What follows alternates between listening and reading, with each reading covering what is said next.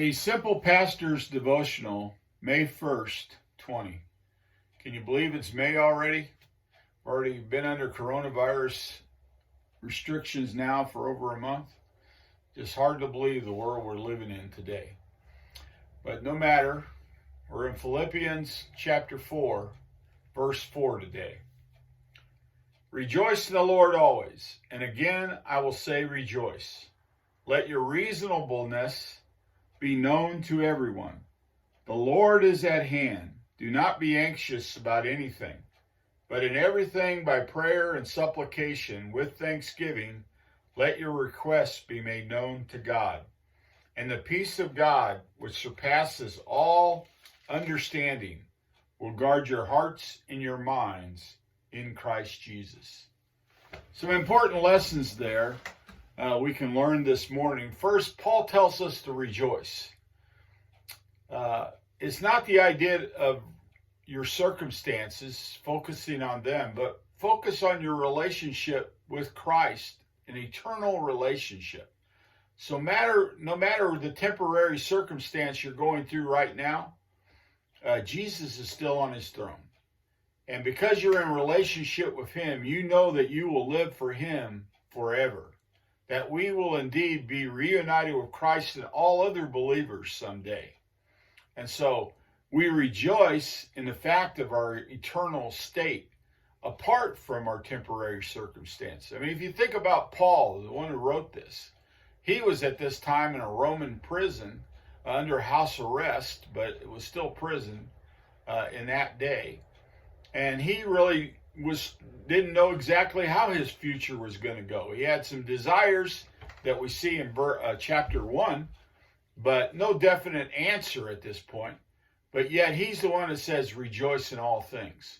And so we rejoice because of our state in Christ. And then even in that, though, you may find yourself getting caught up in being anxious or worrying. Sometimes it just creeps up on you. You begin to think, what's going to happen to me? What's going to take place? What's tomorrow going to be like? Well, there's an answer to that worry. He says, do not do it. But how do you not do it? Well, you go to prayer. When you find yourself being anxious or beginning to worry, instead of staying in that condition of mind, start seeking the Lord in prayer. Go to him and pray. And supplicate, intense prayer for whatever your need might be at that moment, whatever is seeming overwhelmingly to you at that moment.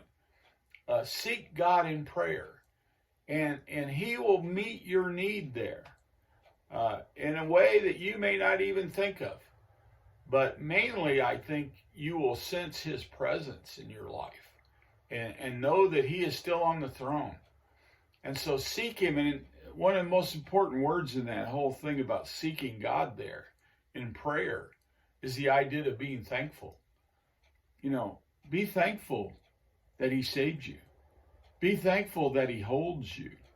And be thankful that he has a plan for you for tomorrow and the next day and the next. And for all eternity, he has a blessed plan for us. So don't get caught up in your circumstance to the point that you're overwhelmed with worry, but seek God in prayer till the peace of God surrounds you and just overtakes your heart and your mind and guards you. A barricade against worry is praying. And so may we seek the Lord and know his love for us that lasts throughout eternity. Until we meet the Lord again in the air. Pastor Hiley, Village Missionary, out.